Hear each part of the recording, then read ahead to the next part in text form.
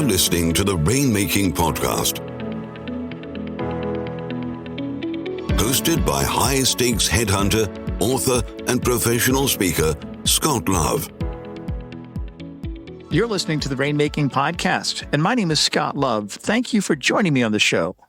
I got to tell you, I think I've got the luckiest opportunity in the world to learn from so many great people firsthand, and I do my best to really pull out some of the great ideas and helpful tips, resources, and let's just call them life hacks that can help you get more business. And remember, this is the arc. It's more business. You want to get better business so that you can pick and choose the kind of clients that you want to serve, and eventually you want to get all the business of your clients. And in order to do that, you've got to stay on the cutting edge and always look for new ideas that can help you get an edge over your competition. Because an edge, no matter how slight, is still an advantage. So I'm going to bring some innovative ideas to you today in my interview with Dr. Jean Oursler. And our topic title for today is called The Caveman Brain Business Growth System. Now, Jean has been consulting to professional services firms and other types of organizations for quite some time. And I think the most interesting thing I got out of this was that there's some unique ways that we can think about how we think that can help us get more business and help us be more successful in terms of client development. So make sure you take the time to listen to this show, listen to the 3 action steps that she shares at the end, and then also connect with her on LinkedIn and check out some of the other resources that we put in the show notes. Wherever you're listening to these, just go to where it says description or show notes, and that's where we pull out all that information. Also, if you've got some time, take a minute, go to Apple Podcasts and also Spotify and leave a nice 5-star review. I'd really appreciate that very much.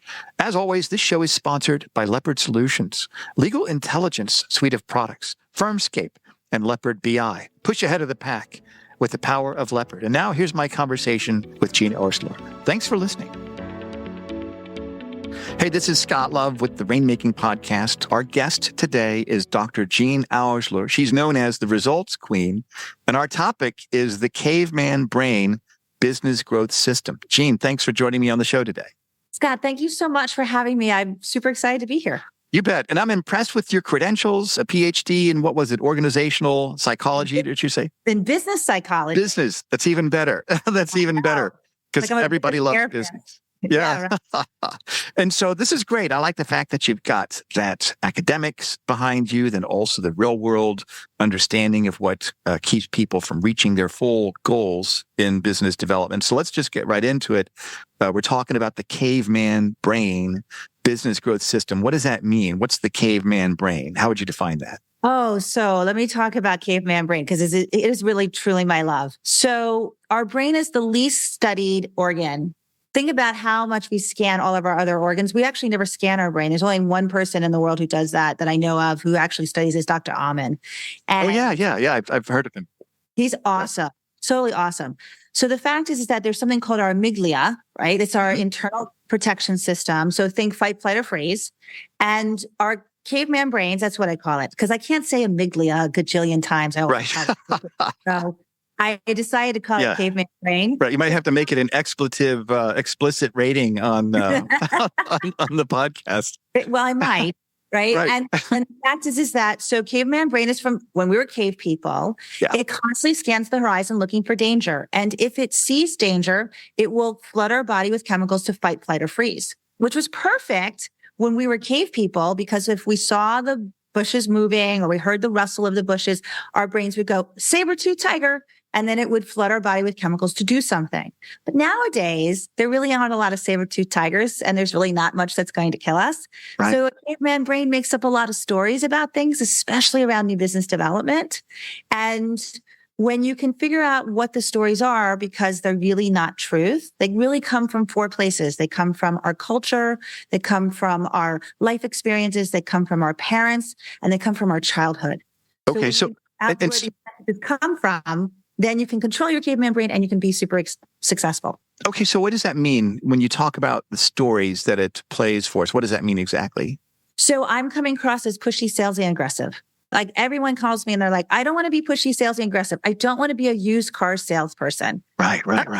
Right? I mean, and I think to myself, well, do you come across as pushy, salesy, aggressive? Like, has anyone ever said you were pushy, salesy, and aggressive? And the answer was like, no. Then, well, where did that come from? And so there's a story that we tell ourselves. I can't find enough people to talk to, or I can't close these people. Well, those are stories that really, did someone tell you couldn't do that, or you just made that up? So how have you seen people can overcome these stories? What have you seen that they've been able to do to overcome that? I mean, because obviously, what you're talking about, everybody feels it. I talk to Rainmaking partners, and some of them have been very transparent with me. And I think a lot of them feel they just got kind of lucky getting the client. So tell me then, how have you seen that's kept people from reaching their full potential? Then tell me how you've been able to help them overcome that, please. Well, I will start with myself. So there was a point in my life where I couldn't really get out of my own way. I was really successful. I just couldn't seem to get to the next level of success. So I hired 4 different coaches to help me. Wow. One happened to be a Harvard neuroscientist. I truly believe in coaching. I think coaching, look, all the great athletes have a whole team of people. Why do we feel like we have to do it on our own? Why can't we have a team of people who can support us, right? And so I hired 4 people, and one of them happened to be a Harvard neuroscientist. And that's when I learned that the neurological pathways that I had created in my brain were holding me back from being even more successful. Because in some ways, being even more successful means I'm going to have to spend more time. I'm already overwhelmed. I don't know how I'm going to fit more in. And so our brains actually help and hinder us from being more successful, because if we say to ourselves, wow, I'm so busy, I don't have enough time for another client, then the brain goes, oh, we don't have enough time for another client. So when you're not going out and doing new business development. So it makes up stories to protect us that aren't necessarily truth.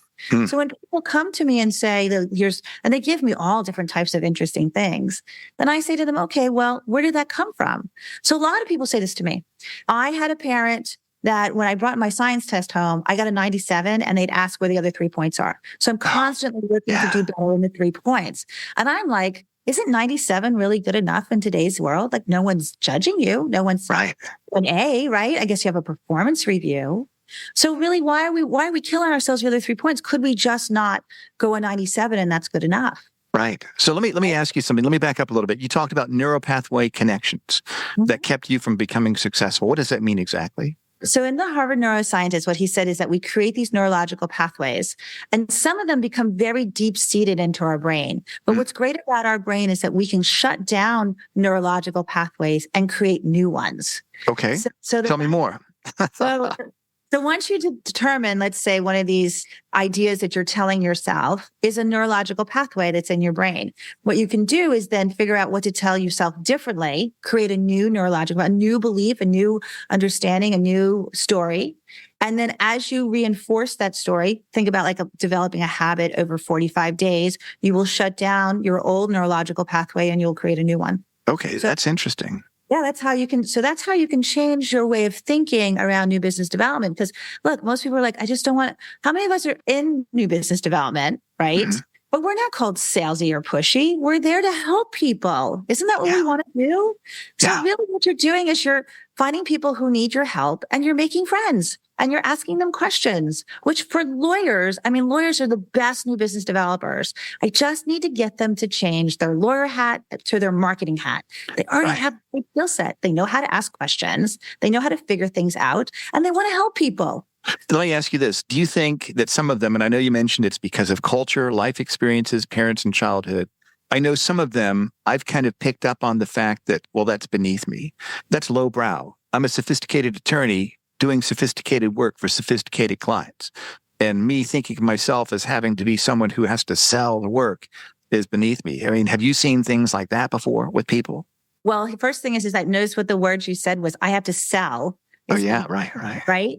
Well, you're not selling, because think about how many people that you've helped in the world in terms of doing that. Do you want to help more people? The answer is yes. Selling is probably beneath you because you're not selling. You're looking for people who need help, who are your ideal target client. So if you're selling to these people, your brain's going to be like, no, we're not doing that. But if you said to your clients, look, I want to help more people like you. Like, I wish I had 12 more people who had your problem so I could help them. Isn't that what you want to do? Yeah, that's exactly right. So how do people get to that point? Well, the first thing is they have to realize they're at that point, right? And what's interesting is caveman brain shows up in so many places in our language. So if you just listen really closely, which lawyers are also really good at doing, you can hear yourself start to talk about things and you go, wow, like I just said to you, Scott, you're not selling. Like we don't even call it sales because it's not sales. It's new business development. Got it. Right. You want more business? Then you have to go out and develop it. That's all it is. That's good. Yeah. You like using that word then because it kind of keeps us from being anchored back to sales or selling, even though I've heard some people say we need to say the S word more. But I like the fact that you say it's okay to keep it new business development. Well, the way we look at new in our system is that we think upselling is gravy. Yeah. New, what is the most important thing to any business, whether you're in a law firm or an accounting firm or a financial advisory firm, if you're not bringing in new clients, I realize there's like the 80-20 rule that we get most of our work, 80% of our work from 20% of our clients. But if you're not bringing in new every year, your business is going to die. Yeah. I always say that the good rule of thought is more business. You can pick and choose who you're going to get out of that. Better business, higher margins, people pay you on time, they seek you out, and then all the business. You want to become the first person they think of. Then you can only do that by keeping that funnel moving forward, because I think it's appropriate to let go of the bottom 15% each year and replace that. So I like what you talk about. It's the new business development that has to be the engine driving the train. Let me ask you this, with the caveman brain, the thing we talked about, culture, life experience, parents, and childhood. Tell me about the childhood part of it. What have you seen that's happened in people's pasts when they were kids that keeps them from reaching their potential in terms of business development? Oh my goodness. So I mean, I have lots of stories, but think about being bullied as a child. Yeah. So I had a client who was a lawyer and she was bullied as a child. So think about if you have to walk into a room of strangers, what are you carrying as your baggage as you walk into a room of strangers where you have to talk to people? You know, your reaction is I'm on defensive because I don't know who's going to bully me or not. That's a childhood experience, right? Right. Yeah. So, I mean, like I get a lot about the 97. I get a lot of that. And the fact is that, so I'm overachieving. I won't start new business development because I'm not going to get 100 in it. I'm going to get 97, and then I'm always going to have to figure out how I'm going to improve myself for those 3 points. And therefore, I'd rather not do it because I'm not going to be good at it. Yeah, I can see that. So you mentioned that you need to tell yourself something differently to develop a new habit, and that shuts down the old neural pathway and helps to create a new one. What are some of the things people have had to tell themselves, or how have you worked with them to help them build those new neural pathways? So there's a lot of ways to heaven. And what's great about the Caveman Brain Business Growth System is that it's customizable to every single person. That's how I built it. So I wanted to make sure that you could pick and choose what would make sense for you. So depending on what you have is the story that you're going to tell. So often the first thing you have to do is identify whatever the story is, and then logically think through it. What I often say to people is that an opinion or is that a fact? So for example, I'm always looking for the 3 points. Is that an opinion or is that a fact? Did someone tell that to you?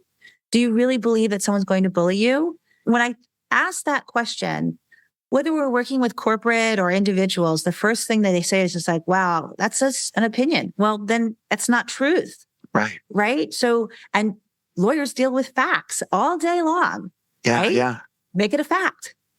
So let me go in this direction then. Think of those people that are, and I know our show is to all industries, but let's kind of keep talking about legal because it's very specific.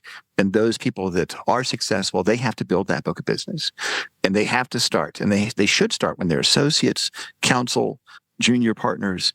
What have you seen people coming into business development? How can they use this concept effectively to really kind of jumpstart their career as a business developer? I'm going to tell you this story, Scott. I was speaking to the Young Women's Law Association here in my state. And I said to them, how many of you, please by a show of hands, would like to become partner someday? And they all raised their hand. And I said to them, and how many of you realize that in order to become partner, you have to be able to bring in new business? And they all raised their hand.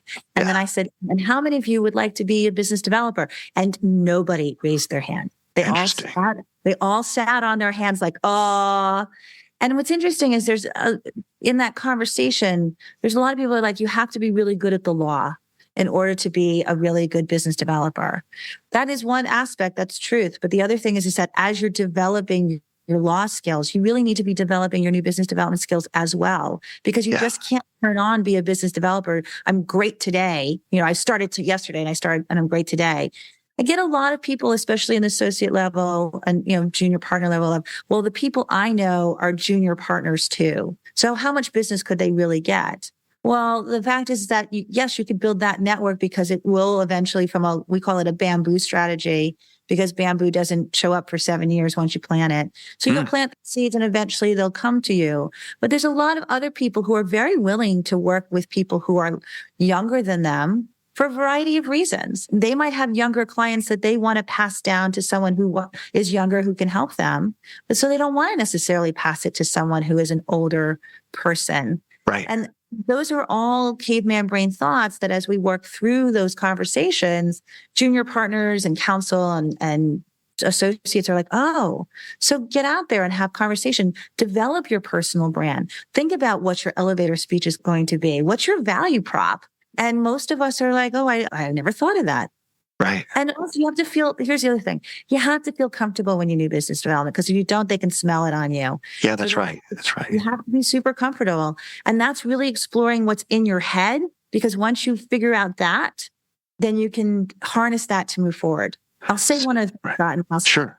I was talking to a lawyer the other day as a potential VIP coaching client, and she was telling me how she does not like the assumptive close, because when she gets the assumptive close, it makes her very angry and very resistant. Mm-hmm. And I said to her, well, how you sell is how you buy. So if you buy this way, then you can't sell. Like, that's what would prevent you from having an assumptive close. And she was like, wait, what? So once you figure out even those things of like, how do I buy something? What do I do? What do I say? Because that's how you're selling to other people. That's interesting. Yeah. So what do you think gets in people's way? What are some of the pitfalls? Let's say they start on this and that it just doesn't work for them. What have you seen usually those reasons are? So usually what happens is that people start and they have some sort of success in some way, shape, or form, and then they get stuck. So what we talk about is we have a 4-phase process: alignment, accountability, expansion, mind junk. So what we say is, first of all, and it's a circle. So once you learn the 4 phases, you will constantly do new business development in those 4 circles, regardless of how long that you're responsible for new business development. And if you can figure out where you are in that phase, you can move to the next. So often what happens is people go out, they have great success, but then they realize that their ideal target client has changed, or they don't know their ideal target client enough, or they tell there's a misalignment in their stories. So they'll talk about, oh, I work with business owners, and then they give a story about a young couple with a baby. Well, that's a misalignment. Yeah. Not having enough accountability, because we get busy doing our day jobs. So then new business development goes by the wayside, and we tell lawyers 5 hours a week. That's it. If you can devote 5 hours a week to new business development, you will hit it out of the park. That's okay, good. It's not it doesn't take a long time, right?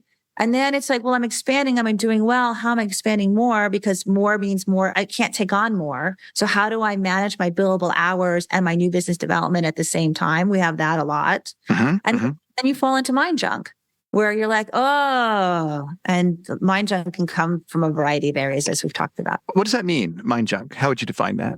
Mind junk? We actually call it brain junk in our organization. But the fact is that it's stuff that prevents you from moving forward. I pushy, salesy, aggressive, or selling is beneath me, or I can't do an assumptive close, or people are going to judge me, and they're not going to think I'm smart as a lawyer, or I can't ask my clients for a referral because then they'll leave me because I'm being too pushy with them to ask them for something. Right. That's interesting. I like the fact how you think in terms of systems, where you look at the problem. This is the problem, neural pathways. What's the reason for that problem? Culture, life experience, parents, childhood. And then what's the strategy? And I like how you talk about the 4 areas: the alignment, accountability, expansion, and mind junk.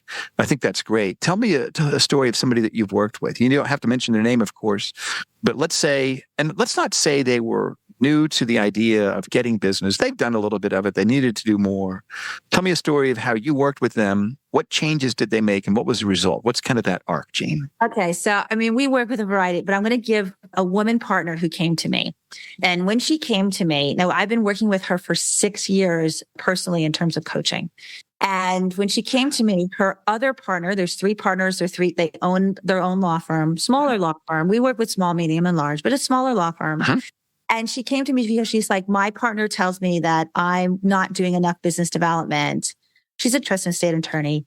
And she's like, and I'm really nervous to do that. And I was like, well, okay, tell me more. She goes, and if I don't run with him, he's a litigator. If I don't run with him, he's going to look down on me. And he's going to think that I'm not worthy about being his partner and owning this law firm with him. Right. Like, think about all of that to unpack. And I'm like, oh, okay. Right. So using the system, we have a conversation. She is now beating her litigator partner year after year after year in new business development. She's just been asked to be the chairman of the board of a nonprofit organization. Wow. That's significant. Yeah, right. Yeah. It's significant. They've grown their law firm from a small thing to a mid-size organization because I told her as she goes is how her law firm goes. So she's driving everything in her law firm. And she feels really good and comfortable about it because it's not just that she's bringing in new business development. Like she's like, I have more business than I know what to do with. And then we keep hiring more lawyers for her to take on all of her new business because we've built her a machine. And good for you and good for her, Jean. That's great. Yeah, right. And that's the way to do it. Right. And like we're having a conversation with a lawyer for all of his counsel people to come and do our system because he knows that they all want to be partners. Right. So the fact is that you can have a cohort within a law firm and then we do training. And each one gets individual attention. So the idea is that you take people who are nervous or have never done new business development and you turn them into people that are like, I have to go find people who I want to help. Yeah, right. Game, it becomes fun. It becomes easy. That's great, Jean. Well, let me kind of ask you to summarize this as we bring things to a close. If there are 3 action steps, somebody wants to get started on this, what would you recommend? How would they start in terms of 3 steps implementing these ideas that you've shared? Okay. So the first thing is that because this is where lawyers start. You have to write down all of the thoughts that you have that would prevent you from doing new business development. Every thought that you have, and look at those thoughts and think to yourself, is that a fact or is that an opinion? If it's an opinion, it's not truth. So therefore it's something that you've made up, in which case just easily write a new sentence and then say and however many you had. Like when I did this, I had 39 different sentences that I would say every single day. So you say the opposite for 45 days, twice a day, in the morning, in the evening, 45 days. And then you will believe the new stuff that you've written down. Okay, good. This might sound kind of a little bit out there for some people, but you're a Ph.D., you've studied this. This is something that's based on fact, right? This will actually help. Oh, yeah. So I will tell you that I used to think I was a terrible writer, and I come from a family of writers. So I was like, I'm a terrible writer. And finally, my friend was like, no, you're a great writer. You just need a good editor. I was like, oh, okay. So then I was like, I'm a good writer. And I've now written 5 books because I'm a good writer. That's great. So what's step number 2? Step number 2 is once you get through all of that, then think about who is your ideal target client. Who, like, of all the people you work with, if you could have more of one person, we actually call this Mimi because I was in this place where I wanted more Mimis in my life. I love Mimi. And what do you love about Mimi? And what do you love about working with your Mimi, whoever that might be? And describe everything about that person. Now, if you don't know anything about that person, then call up your Mimi and say, like, what made you decide to work with me? How have I helped you? And you write it in their language. Yeah. And you start to use that language to attract more new Mimis to you because you're talking about their problem and you're talking about how you help them and their language, not yours. That's great. What's step number 3? That's a great idea, by the way. Thank you. I appreciate that. I get that a lot, actually. So the third step is that once you've described your Mimi and you have stories that talk about how you do that, then think about, where does Mimi hang out? Right? So I need to go hang out where Mimis hang out, or start asking people that you work with, like, hey, I really want to work with this type of person. Who do you know that I could help? That's all it is. Who do you know who I could help? And ask it like you're in court, like a curiosity question. Who do you know that I could help? And they're going to go, yeah, you can help this person. Great. Or they'll go, I haven't really thought about anybody yet. Great. Well, let me know if you do. And they'll go, no, I have no of those people. Okay. And you move on to the next one. and ask the next question. This is great, Jean. You've given us a wealth of information. Thank you for being here today. Tell us about the offerings and services that you would like our listeners to know. And we're going to put any links that you give us on the show notes. So for everybody's listening, make sure you go to the show notes where you hear this podcast and connect with Jean. Tell us about that, Jean. So all you have to do is go to cavemanbrain.com. Super easy. You have a whole bunch of downloadable tools. So people who just want to do it themselves, we're fine, because our mission in life is to leave you better than we found you.